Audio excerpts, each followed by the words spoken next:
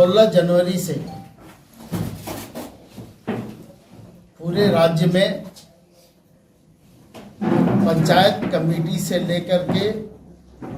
प्रखंड कमेटी, जिला कमेटी तक भंग की गई थी और उसके बाद पार्टी का सदस्यता अभियान पार्टी के द्वारा 18 तारीख से प्रारंभ किया गया था और ये सदस्यता अभियान निरंतर जारी है। और साथ ही साथ पंचायत कमेटी, प्रखंड कमेटी और जिला कमेटी का गठन भी प्रारंभ किया गया है। और मैं ये बातें इसलिए आपके समक्ष रख रहा हूं कि आप लोगों को भी पता है कि पार्टी का महाधिवेशन संपन्न होने वाला है और उस महाधिवेशन के पहले जो सांगठनिक प्रक्रिया होती है उस प्रक्रिया को पार्टी के द्वारा अपनाया जाता है और उसी प्रक्रिया के तहत पार्टी का सदस्यता अभियान, जिसका लक्ष्य इस बार हम लोगों ने 60 लाख रखा है। पिछली बार सदस्यता अभियान का लक्ष्य 50 लाख था। उस लक्ष्य को हम लोगों ने प्राप्त किया और इस बार पार्टी के कार्यकर्ताओं के उत्साह को देखते हुए राज्य में विधानसभा के चुनाव में झारखंड मुक्ति मोर्चा और गठबंधन को जिस तरह का सहयोग इस राज्य के लोगों ने दिया, आशीर्वाद दिया, प्यार दिया, उसको देखते हुए इस बार का लक्ष्य 60 लाख रखा गया है और हम लोगों को पूरा विश्वास है कि हम लोग उस लक्ष्य को प्राप्त कर लेंगे। और पार्टी का जो संगठनिक हमारा स्वरूप है, पंचायत कमेटी, प्रखंड कमेटी, जिला कमेटी, उन कमेटियों का गठन करके हम पार्टी के महाधिवेशन को संपन्न कर पाएंगे, जो 13वां महाधिवेशन होगा पार्टी का। और उसकी तारीख रखी गई है 14 और 15 अप्रैल और उसका स्थान होगा रांची के खेल गांव स्थित हरिवंश टाना भगत इंडोर स्टेडियम में। ये पार्टी का महाधिवेशन संपन्न होना है।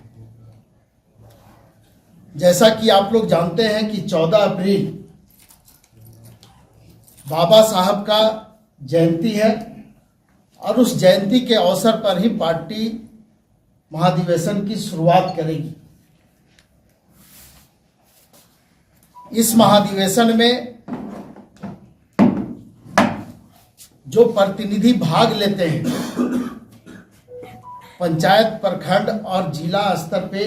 जो प्रतिनिधि भाग लेंगे इस महाधिवेशन में, उनकी कुल संख्या 3600 होगी, जिसमें कि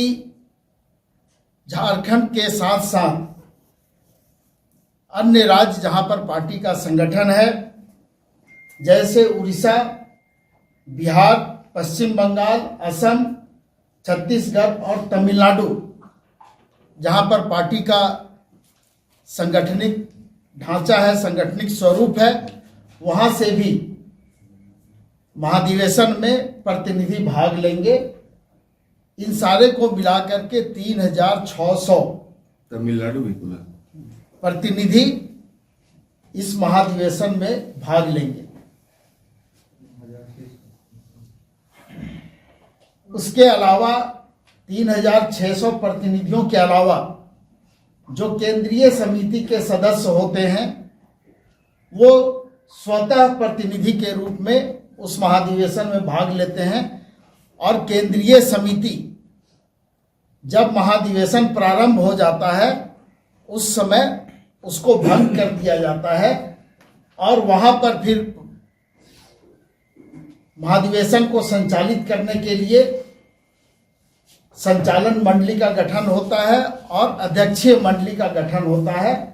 जो उसी जगह पर होगा। तो कुल मिलाकर के ये जो प्रतिनिधियों की संख्या होगी 3,900 प्रतिनिधि इस महाधिवेशन में भाग लेंगे। इस बार हम लोगों ने कुछ महाधिवेशन को संचालित करने के लिए और बेहतर ढंग से हम प्रतिनिधियों का जो उनका बात होता है, जो उनकी प्रतिक्रिया होती है महाधिवेशन के दरमियान, उसमें समय देने के लिए हम लोगों ने अप्रैल माह के प्रथम सप्ताह में जो प्रतिनिधियों का जो रजिस्ट्रेशन होता है उसको हम लोगों ने रखा है कि महाधिवेशन से पूर्व में सभी प्रतिनिधियों का रजिस्ट्रेशन हो जाएगा, उनका जो शुल्क जमा किया जाता है वो जमा हो जाएगा और उसके बाद में जब वो प्रतिनिधि महाधिवेशन में भाग लेने के लिए आएंगे तो उनको एक अच्छा सिस्टमेटिक माहौल वहां पर देने का पार्टी के तरफ से प्रयास किया गया है। सांगठनिक कार्यों के जो निष्पादन अभी चल रहे हैं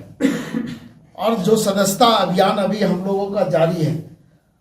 वो सदस्यता अभियान और सांगठनिक जो कार्यक्रम है पंचायत कमेटी, प्रखंड कमेटी, जिला कमेटी के और नगर महानगर कमेटी के गठन से संबंधित, उसके लिए 31 मार्च तक हम लोगों ने समय दिया है कि 31 मार्च के अंदर में पार्टी का सदस्यता अभियान और जो पंचायत, प्रखंड, जिला, महानगर और नगर का जो गठन करना है वो प्रक्रिया हम लोगों को पूरा कर लेना है। और उसके बाद फिर 15 अप्रैल के बाद से हमारा पुनः पार्टी का सदस्यता अभियान प्रारंभ हो जाएगा। तो ये सारी चीजें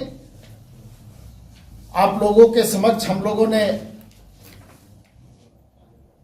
रखी है ताकि आप लोगों के माध्यम से जो हमारे पार्टी के सदस्य हैं, जो प्रतिनिधि हमारे होंगे, उन तक ये बातें पहुंच पाए और आप लोगों के अंदर भी उत्सुकता थी। पार्टी महाधिवेशन को लेकर के अलग अलग सवाल हम लोगों से किए जाते थे, तो उसको भी हम लोगों ने दूर करने का प्रयास किया है। और अगर विस्तार से इस पर हम लोग कुछ बताना चाहेंगे तो वो महाधिवेशन से पहले आप लोगों को हम लोग बुला करके और महाधिवेशन किस तरह से संपन्न होगा, कौन कौन सी उसमें कमेटियां बनती है, किस तरह से उसको संचालित हम लोग आगे कर पाएंगे, ये सारी चीजें आप लोगों के सामने हम लोग रख पाएंगे। बहुत बहुत धन्यवाद आप लोग।